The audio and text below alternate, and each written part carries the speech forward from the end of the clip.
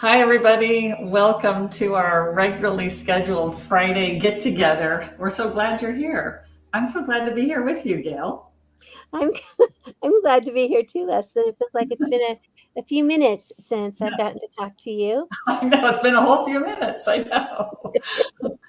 So I'm Leslyn Keith. I'm the president of the board and director of research for the Lipedema project. And Gail is our brilliant community manager for Lipedema Simplified and kind of Jill of all trades, doing all kinds of other stuff too. Um, I'm learning. Some of us, we always say I'm learning as fast as I can, and it's not fast enough. That's all I can say. Sometimes I just feel like I can't learn fast enough. But there's a lot to learn with lipedema. I can remember when I didn't know the difference between lipedema and lymphedema. And everything, all that information used to just go right over the top of my head. And the more I Yeah. spend time with you and everybody at Lipedema Simplified, Mhm. the I feel so much more knowledgeable. Yeah. Yeah. I enjoy helping others find that Yeah. information Yeah. and get their education, because I do believe that we have power in knowledge. Mm-hmm. And sometimes I think for some people, and I'm thinking you specifically, it helps to talk it out. You could read it, you could watch a video, but when you physically you talk it out and you get feedback from someone, things tend to organize better in your mind. And so that's part of what we're doing here on Fridays. We're just Yeah. talking it out.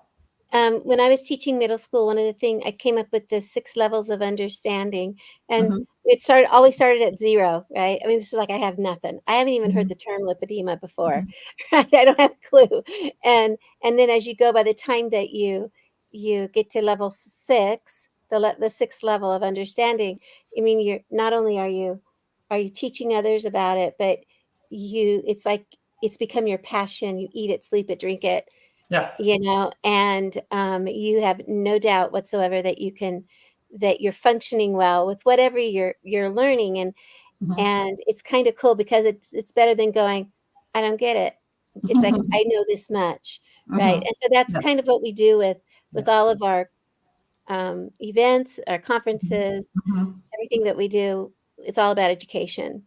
And whatever level you're at, if you're looking at Right. those 6 levels, whatever level that you're at, you have something to contribute because you are an expert in your own body. You've been living in it for however many decades. And so you have something to contribute at whatever level of understanding you're at. And we have already a bunch of wonderful people that are already here and contributing. We have Marcia in Texas and Karen in Michigan, and Jerry. Hi, Jerry. Nice to see you. And Tijuana Zerai, I think it is, from in upstate New York. And Beth in Denver, and Denise in Tennessee. Sing It is in Chicago. So welcome. I'm so glad that you're all with us today. We love to have people not only put in who you are and where in the world you are, and just any other comments you'd like to say or share. And of course, Gail always says share some love. So we like that, yes. But we have some wonderful things that we wanted to share with you today, but please put in the chat anything you'd like to discuss too. We hope to get to anything that people post. We love your participation. But we do have a wonderful, what we call a CSIG, a coaching special interest group that is coming up starting on Sunday. So we really want to talk to you about this because it's getting started really quickly. I was lucky enough to just get an email from a woman with lipedema, recently had surgery, wants to know how to eat to help with this healing from her lipedema surgery. And so, well, this is perfect timing. Make sure you sign up for this special CSIC that's happening, Building Lasting Nutrition Habits. First, you need to know what nutrition habits to build, and then how do you make them last? And that's what's happening in this group. starting on Sunday, starting on May 5th.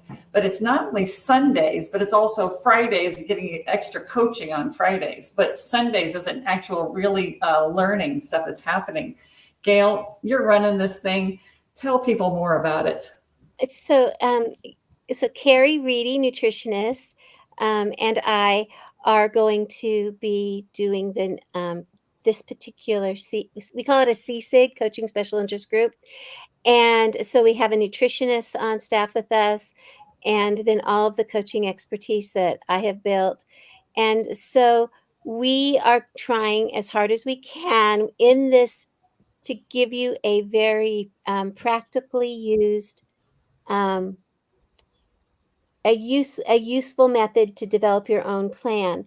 So what we'll be doing is on Sundays we will be holding our classes. It's going to be the content subject, and then on Fridays we'll have small get-togethers. So the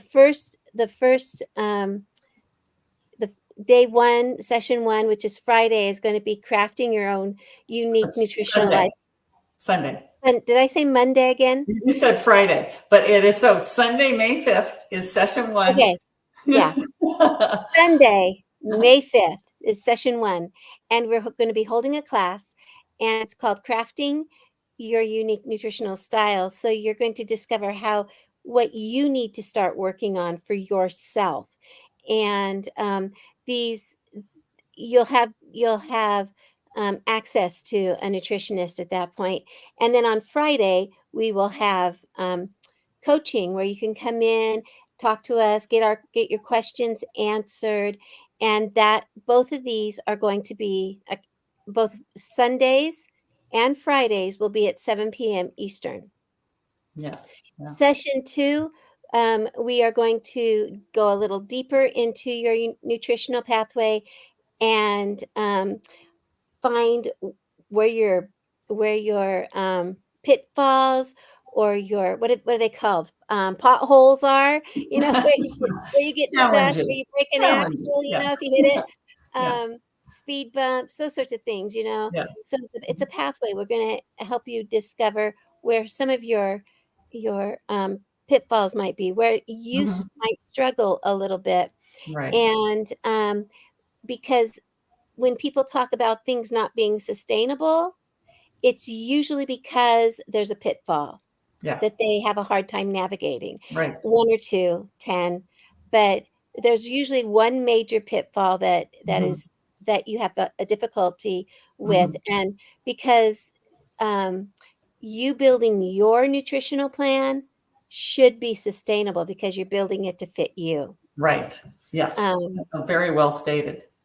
And so regardless of how you learn to eat for yourself, finding the foods that cause you inflammation, finding the foods that love you and that you're able to utilize and all those things, that's sustainable.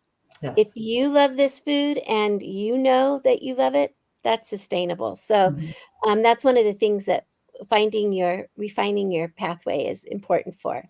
Yeah. And then those are the first 2 Sundays. And so it's actually 4 Sundays, right? 4 it's going to Sundays. be pretty much you'll have the whole course done in May. So session 3. Yeah, session 3, it's going to be if you're going to be going low carb or keto, because so many of us need to give up sugars and grains to get to help with our pain levels and our mobility levels and swelling and stuff. So we're going to integrate that, and we're going to ease through some stuff. I am going to actually be teaching a couple of recipes and, going into the kitchen and doing some kitchen hacking, which I know I'm not a cook, I'm a kitchen hack.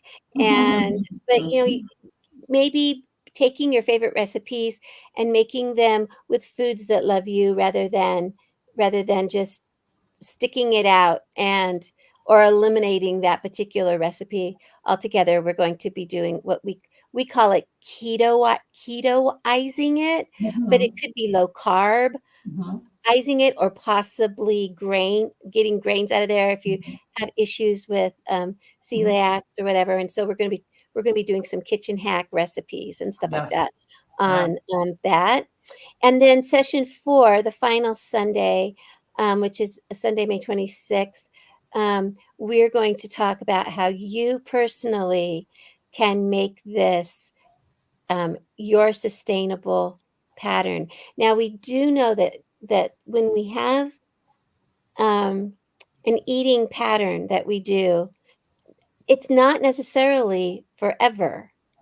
It'll change. I mean, I don't eat exactly today like I ate 3 years ago, Mhm. but I still am eating in the same style. I just have It's found in the same framework, but I mean, yeah, preferences change, right. needs change. Mhm. And so you can always take that basic framework that you learn from this course, but then suit it to what is happening at your life at this time. Right. And so we'll be talking about that, and then we'll follow that Sunday up with a final day of coaching, questions, answers, working things out, and helping you develop your plan. And so this is, you mean, to have Carrie and I are both certified nutrition coaches, Mhm. but Carrie is a nutritionist, and she And a has some medical degree, nutritionist. a She really medical understands nutritionist. medical conditions. Yeah. She really understands lipedema and lymphedema. So you guys are just the perfect people to lead this course.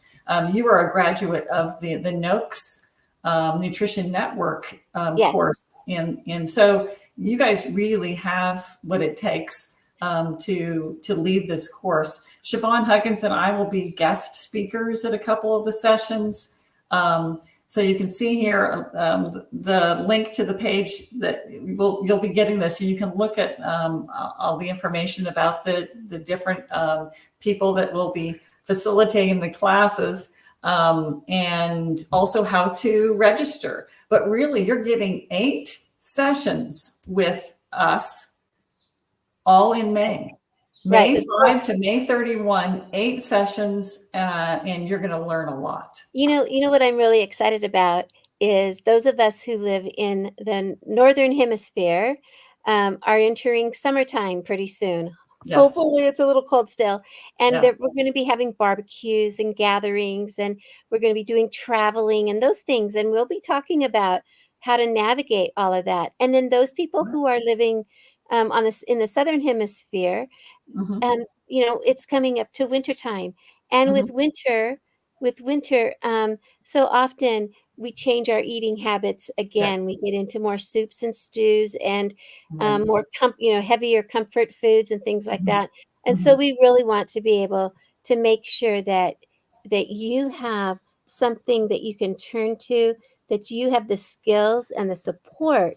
hmm um, One of the things that is wonderful about the C6 is you have the support, not only of the coaches, not only of Leslyn and Siobhan, um, who are experts as well, but of each other. So there's a small coaching group that yeah, is incorporated with this. yeah. So we're just seeing here, 4-week coaching special interest group, building lasting nutrition habits. There is the link. You can see it on that banner right here with Gail and I, but also below, there's the link for you to be able to go to that page that we were just showing you.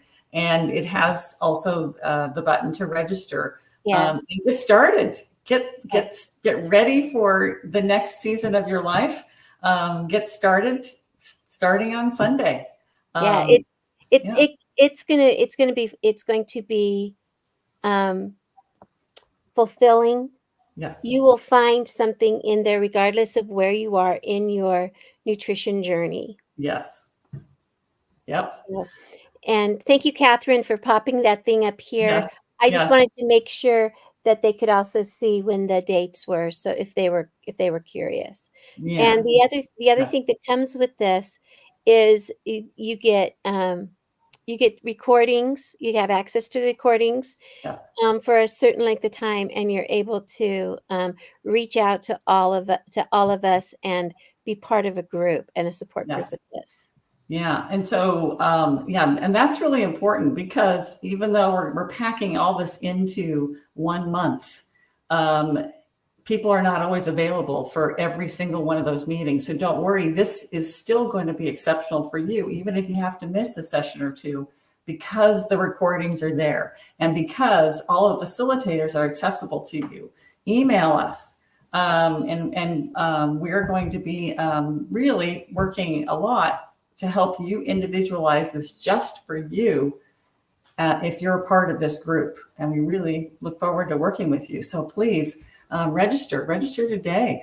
And we look forward to seeing you on Sunday. Yeah. And look for this link right there in the chat. Mm-hmm.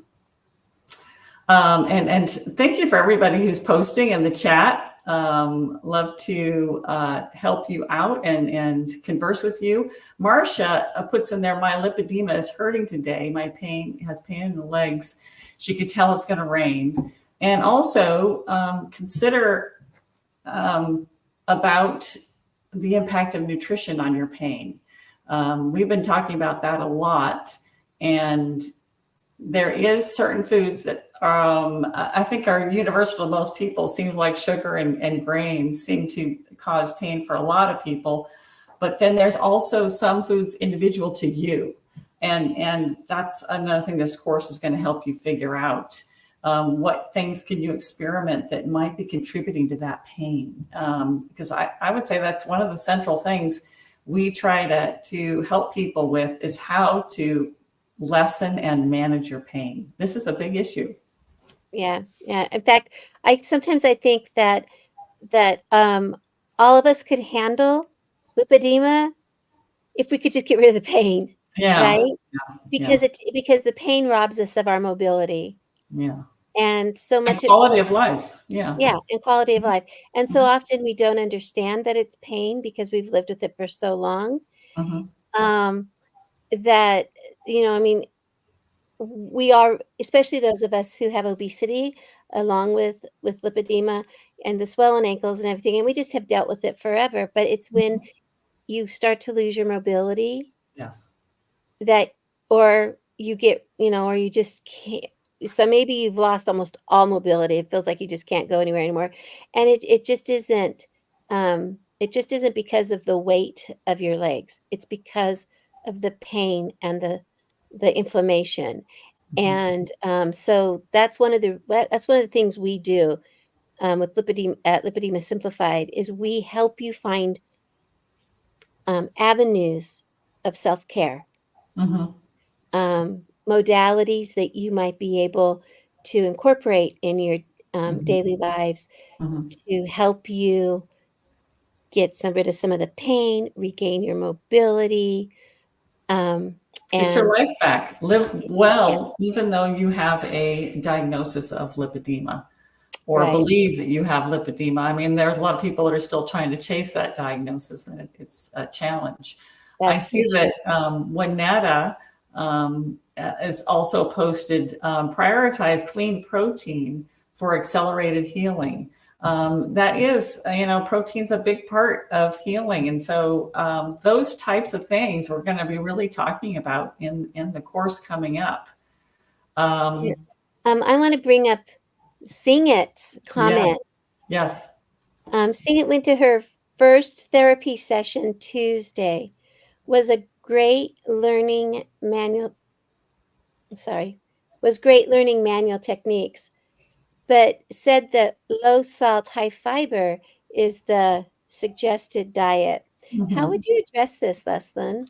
So, you can hardly fault that therapist, I'm assuming, that because he or she is simply reiterating the standard recommendations, and standard recommendations, unfortunately, are low salt, high fiber, but there is really no science behind that recommendation.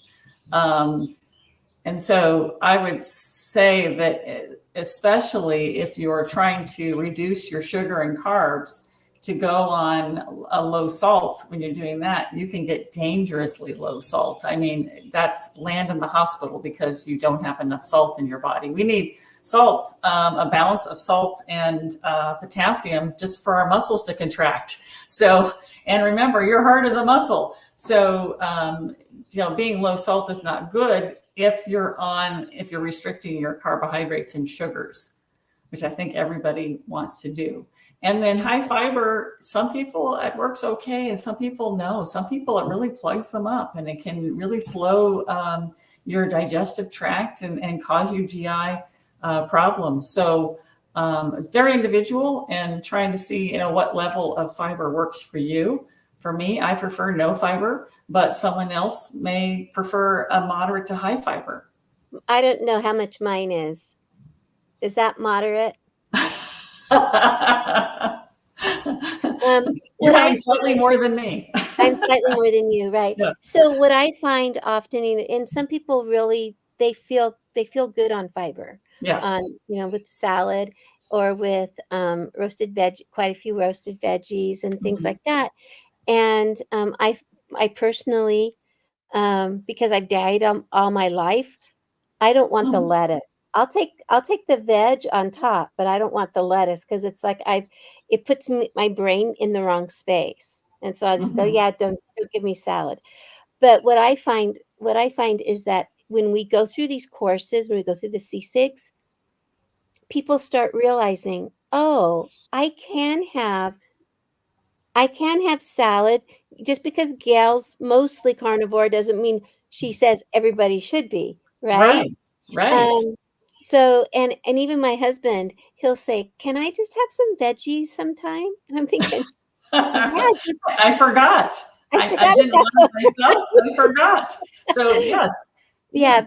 Yeah, but also with the salt, when you go onto a Whole Foods, and we use the word whole food as in one ingredient type foods, and you're building your own meals.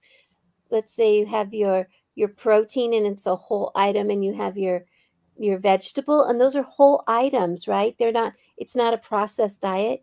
You will find that your sodium intake will already drop. And then you will also find that as you get rid of grains and sugars, you'll flush some of your fluids out, and that takes the electrolytes, the salts, and the potassium and everything with it. Yes. So that's one of the things that we've discovered as we change our foods. We have to be careful with. Yeah, and it's one of the complaints that people have had is that, oh, I guess I suffered from keto flu.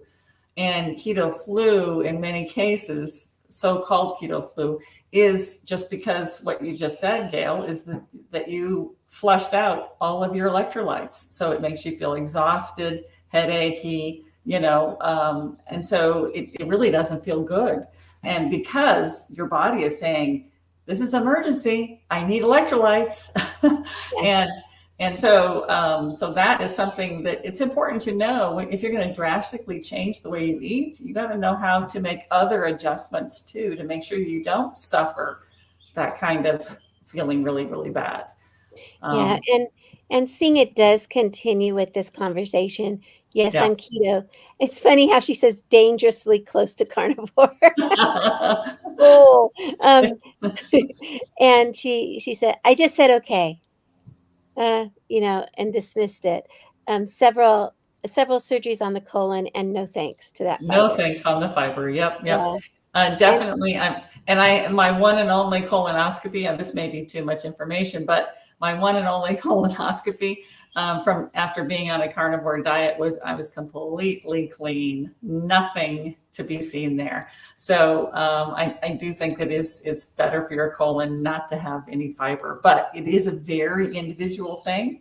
See what works for you, and that's part of what we're going to be figuring out in this CSIG coming up. Thank you yeah, guys for posting this information. Marcia wants to know, do teas mess with your lymphedema? That's a really interesting question, and something that I'm curious about, Marcia. And I, I'm wondering about specifically the caffeinated teas. I don't know what you're specifically looking at, Marcia, but I'm wondering about the impact of caffeine on lymphatics, and I'm trying to find more information on that. Um, my use of plants is pretty much limited to teas and garnishes, and then using them medicinally. I haven't yet tried to use them as a poison, but more medicinally and a garnish and in teas. So very limited use of them. But a lot of the really pleasant teas may have caffeine, and is that good for your lipedema? That's an excellent question, and if anybody's got something to say on that, what do you think, Gail? What? Oh, you don't want to know what I think about Caffeine? as far as caffeine goes, I can tell you I've stopped drinking coffee. Now I know that just crushes people's thoughts. Yeah. But I did this for myself. I didn't Yeah. do it because of lipedema. I didn't do it because of swelling. I just decided for my own personal thing, I was going to drink hot electrolytes instead of coffee, Mhm. and I actually find that I enjoy them, and so I've just moved away from coffee, and I'm not saddened by it at all. And I'm not Mhm. gonna say I'm totally coffee free, but I have coffee maybe once or twice a month anymore, Yeah, so so it's it's not like a daily thing anymore. Yeah. no. Yeah. And so and with caffeine, what I found, and even though I could go to sleep like that, I didn't get as good a sleep. Even though I could fall asleep easily, my sleep wasn't as deep. So does that have an effect on my lipedema? Probably. But it Mhm. has an effect on my overall health. Yes. Yeah. Yeah. So now I'm tracking my sleep. I've got my aura ring and I'm Mhm. tracking my Mhm. sleep and Mhm. I'm getting a lot of good deep sleep. Yeah. Very, very good. Yeah. I think it's got to have an impact. like like like Christine Probably said, coffee, that leaves only sadness. I Christine, know. yes. And I feel the same way about my black teas. It's a hard thing. It's kind of Yeah. like I'm looking into the caffeine question, and it may give me an answer I don't like. I do have Singit said, talking about a couple of the companies that do electrolyte replacement products, and she's wondering, or he or she is wondering, if would it be too much salt in one day? And actually, neither one of these provide too much salt, but it also depends on how you're eating. And Gail, you can explain this really well with your coursework about different ways of eating, and whether you retain or let go of your electrolytes. Right. So as I've said before, when you lower your carbs, you lower your inflammation response from nutrients, the fluid flushes and out goes the electrolytes. So one of the things that I've discovered is if my electrolyte drink tastes too salty, Mhm. it probably is too salty and you're getting plenty. Mhm. If the electrolyte drink tastes sweet and you can't taste the salt, you're good. In You fact, need you need what's in there. right. Yes. Your body is going to want that salt. And Yes. so sometimes I'll take a salt crystal. I get Redmond's real salt crystals Mhm. that we have also in here at the house that's smoked, which is a cool salt crystal. And I just stick one of the crystals under my tongue. And I do that if I start to crave something or if I get a headache. I get that little tingly that comes through my Yes. forehead. Yes. My jaw shakes a little. I'm like, okay, I need to go get a little bit of salt. Yeah. And And it's if not you, if like you were to put it onto your under your tongue and you're going, "Ooh, that tastes too salty," it means you don't it need is right. salt. Yeah, Your yeah, body is very yeah, good at telling you what it needs. Yeah. exactly. If it's too salty for me, now I don't use white table salt because that just is Yeah. Doesn't taste as good. it's Yeah. very and I'm antagonistic toward white table salt. I want I, it the has a pretty different little sweet. taste. It has a different taste. It Yeah. does. It doesn't taste like salt anymore to me. But I know if I put a little salt in my tongue and it jars me a little bit, I just rinse my mouth out and spit it out because it means I have plenty of salt, Hmm. Yeah. Yeah. so that's one of the things that, and we'll talk about that in the CSIG. Yeah. So everybody, just go down below, find out more, register, join us. We really would love to, we have so many wonderful people that join us here at the Facebook Lives on Fridays. We'd love to get together with you also in this special interest group on nutrition. Please join us and be there with us. We have had a wonderful time hanging out with everybody today. Is there one more comment you wanted to do before we closed out, Gail? I do. I want everybody to realize that we are less than 30 days away from Lipedema Awareness Month. Yes.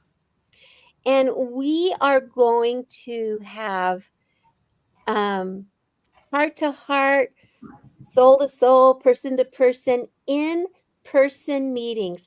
Face to face.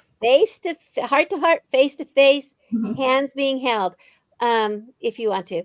But last year we called them Tribers at the Table. We started out with 4, ended up with 18. Where people all over the world decided they were going to secure a spot, and they wanted a date, a time, and a location. They secured that. They put it on their calendar, whatever they wanted in June. They picked their own, and then we made sure that people could register and go meet them in their city, in their small town, on the mountainside, wherever it was. And we had them in New Zealand, in Perth, Australia, the UK, Canada, all over the United States. We had gatherings. I had 6 in mine, and I think Siobhan had 17 in hers. Yes. I mean, Catherine spent 5 hours talking to people in hers. I mean, all over the United States. And so, and this could be someone that you already know virtually, right? Or this could be someone who just happened to see something happening in their community and they think, wow, this looks like me. This might be what's happening with me. And they show up, and this is their first time being around other people that have lipedema. It is such a powerful thing, especially when you finally meet that person face to face that you've been communicating with virtually. It's a different way to know that person, and so it is wonderful to get together with people, old friends and new friends, to get together face to face. So this is how you do it. Christine's like, so we just put it out there, a place, a date, a time, and people sign up. So what you do is you reach out to support at lipedema-simplified.org. I'm going to grab that so you can see it. I've got it posted in the comments. Support at lipedema-simplified.org. You send us a letter through this email and say, I want to be part of Lipedema Awareness Month. I want to be part of the heart-to-heart, face-to-face circles that we're going to be doing. How do I do it? You might want to be I need to know where one is by me because I'm not going to hold one. Or you can say, I want to host one, because it's so easy. It's easy, but some people don't like to do that, but it's really easy. You find a place. You say, oh, look, this tea room or this, coffee shop or this park has this space that I can just go ahead and reserve a table in there for 10, or I can reserve the pavilion. We're going to meet outside if the weather is okay for that. And then that's how it starts. Then you think about it, you tell us your ideas, we'll make sure that you have a special link in our it'll be on our calendar on a sheet where people can sign up for you. So last year we had a web page that listed where all they were, what date, time, and location around the world, where these were being held. And so people can get the information from that website, or other ways of getting it. But the main thing is we need to know who wants to come and who would like to host it. And if that fits you of either one of those categories, then email us at support@lipedema-simplified.org. And you don't have to have a time, place, and date before you email us. You're right. Just let Right. us know what you're interested in. Yes. Either attending or hosting. Yes. Yes. So there's We going to look be one forward to hearing from you. You Yeah. have for this month. I mean, definitely you're participating in the CSIG that's happening of all of May, but you're also thinking about what you're going to do in June. So participate, be with us. We want to be with you. Yeah, it's going to be oh, Christine just decided woot. She's all excited now. So we'll look forward to all of you, most of you, and more of you hosting a heart to heart and face to Yeah. face. So we So want to have it. I want to have at least double of what we had last year. Let's shoot for that. yeah, let's shoot for 36. Oh my All gosh, right. it's a lot. But that'll be wonderful. Around the world. Yeah. And I know that some of the people that are watching right now are people that hosted some in their community. So we look forward to having that happen again. But this has been wonderful hanging out with everybody again in our usual Friday get together. Those of you that are on the south of the equator, it's not a Friday afternoon. It's a different day entirely. But we're so glad that we're here with you today. Thanks for being here, Gail. Always so fun to hang out with you. Oh, thank you so much, Leslyn. Bye, everybody. Bye-bye.